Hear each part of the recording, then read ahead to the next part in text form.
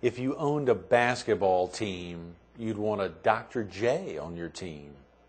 If you were diagnosed with cancer, you'd want Dr. G on your team. Meet him. Coming up next on Carolina People.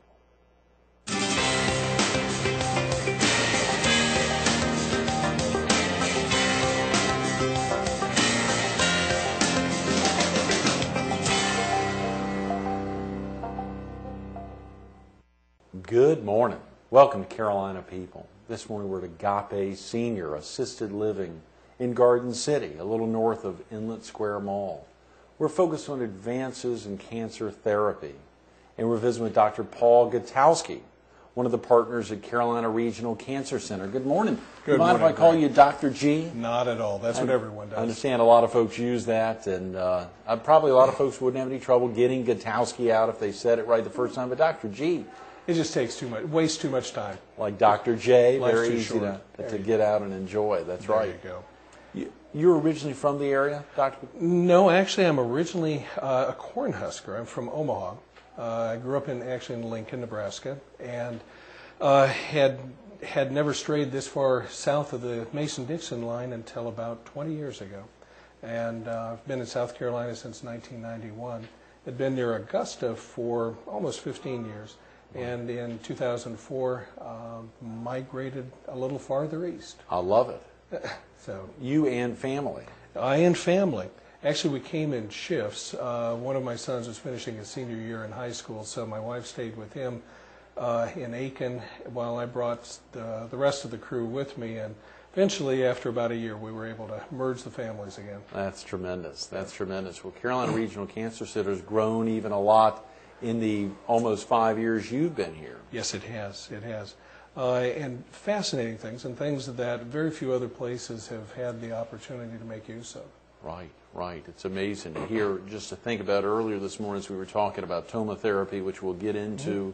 But of course, a lot of folks think about many different forms of cancer and the way they're treated, and I guess treating them through either radiation therapy or chemotherapy. There are a lot of questions that people may have about that. What are the most the big distinctions there? I think one of the first misconceptions people have of radiation, unless they've had family members who've been treated 30 years ago or something with much older, cruder types of treatment like cobalt, is that it's kind of a Star Wars space age treatment that didn't exist until the space race began. Right. Actually, it's one of the oldest types of cancer treatment, successful cancer treatment. Mm-hmm. Radiation first began in the late 1890s, and in fact, one of the first cancer patients cured of their cancer was a patient with cervix cancer in New York. She was treated at Memorial Hospital in 1896, 98, something like that. Right. Lived for 25 years afterwards, treated with the new radium capsules. And some people even still refer to radiation as radium therapy. Really? It's interesting that name still hangs around. Up until probably the 1950s, before surgery really was able to be used aggressively with anesthesia and antiseptics and so forth after World War II. And chemotherapy really didn't come into its own until the 60s. With leukemia treatment and so forth. So radiation actually was one of the first successful treatments for cancer, and still is a very important component, but all three really are still crucial in most every patient. Is that right? Yeah. So oftentimes you will work in tandem with other either facilities or other doctors that... The team approach really is key to a good treatment in the modern era. When I first started training a few years ago, we were still at the stage where it was an argument between whether radiation or chemo or surgery was the best approach. We now realize that each offers its own tool that, if used effectively, gives the patient the best opportunity. Yes. Dr. G, had you always wanted to be an oncologist? Had you thought about that at early stages in life? A family member or otherwise who encouraged it? Well, my father was a surgeon, and I had always intended to follow somewhere in the footsteps. But in early years in college, realized that getting into med school was not automatic by any means. So I looked for a good backup career, and won't go into the whole story, but basically ended up in engineering. So I was actually an engineer and physicist in another life in my undergraduate career, and had 3 job offers waiting for me as an engineer while I was waiting to find out if I'd been accepted to med school. Obviously, I didn't take those jobs. But that background has been very important in my particular specialty because we work extensively with computers, with we have our own staff of physicists. All of that is very critical to know what you're doing when you're treating the patient.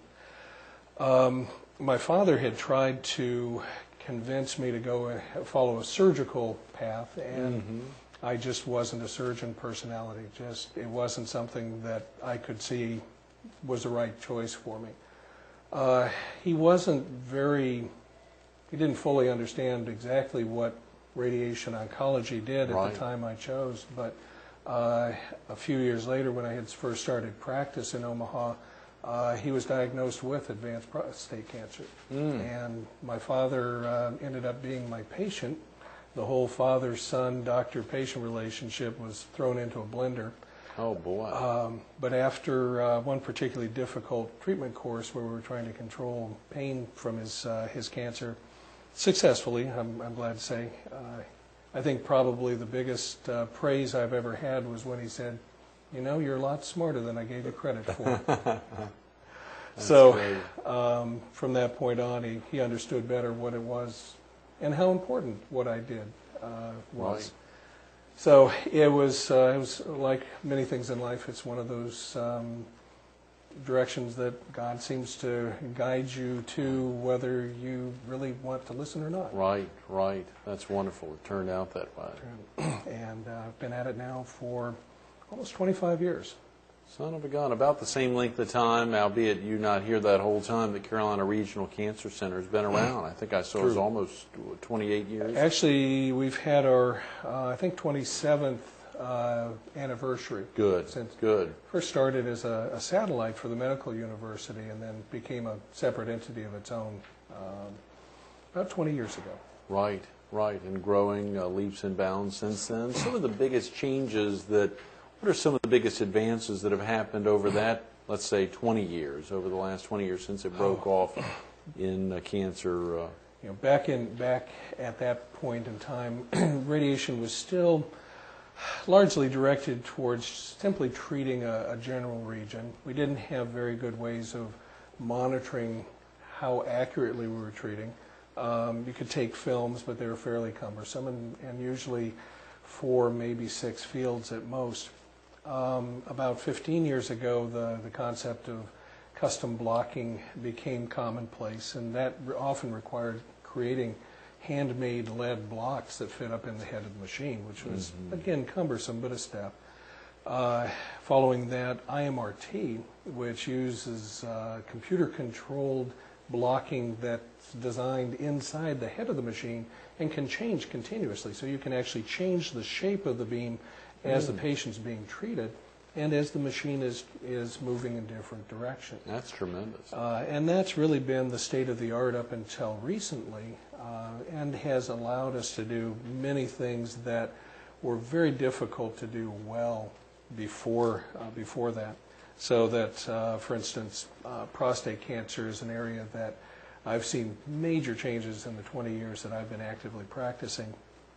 And it used to be that because sensitive structures, the bladder, the rectum, and so forth were nearby, your doses were limited because if you did too much damage to those, there were a lot of side effects. With the modern IMRT techniques, we can literally shape the radiation to fit the areas we need to treat and vastly reduce the collateral damage, so to speak, in Iraq terms, I guess, of treating other areas, structures nearby. So we've not only been able to reduce the side effects, but also increase the dose to the point where radiation essentially is equivalent with surgery for prostate cancer. There's really very little difference in the long-term control rates between the two. just not the biggest distinction there, I guess, not in cutting up the. I mean, what would be the most recognized distinction there for a layman? The biggest advantage, of course, is if you can avoid surgery. Right. Obviously, in having to take out a section of tissue in a fairly sensitive area, that it can have effects on controlling the urine afterwards and sexual function. Both of them may have some impact, but when you have to remove part of it, you have to take out part of the connection structure. Right. But trading off with that radiation often involves several weeks of treatment. So it's a matter of what's the bigger side effect or the greater downside that you're willing and interested in taking. But I think most patients have been very pleasantly surprised. They expect a lot of things to happen with radiation that don't. What are some of the things that folks would expect the most often? I'm sure that's... Probably the most common phrase I hear, particularly in this area, is going to burn them up, and things like that. Are you going to burn me up? Going to burn me up. I haven't burned anybody in years. And I think that's one thing that patients are most surprised when they don't get the side effects they expect. Now, obviously, there's still some, and it depends entirely on the area that we're treating. Sometimes people who are not well versed in what radiation really can do assume that things that happen far distant from where we're treating, if we're treating the prostate, we're not going to be affecting the lungs, for instance. But it's interesting how many people don't really understand that. Oh, yeah. So that's part of what I do when I first see a patient, is to try to really educate them what they're going to expect, what will happen, what might happen, what won't happen. But if it does happen, it's something else, and we need to really pursue that. Right. Probably a lot of folks come in thinking, if you're treating my right hand, it's going to impact my left hand as well. Exactly. And it's just not that way. And it's not that way. Basically, it only affects the area that we're actually aiming at. And aiming is probably the most critical term anymore, because the accuracy that we deliver the radiation determines a great deal on how effective we are in controlling side effects and in controlling the disease. So that's taken on a whole new step with our latest equipment. Is there a most common cancer that you're treating or that Carolina Regional Cancer Center is treating, Dr. G? Probably unfortunately, probably the most common cancer that we treat involves the lung or the throat. Both of those are, I can say, almost universally related to smoking. Is that right? Not every patient. There's always somebody who'll say, well, I know so-and-so who never smoked a day in their life, and they got lung cancer. And that's true, but those are rare.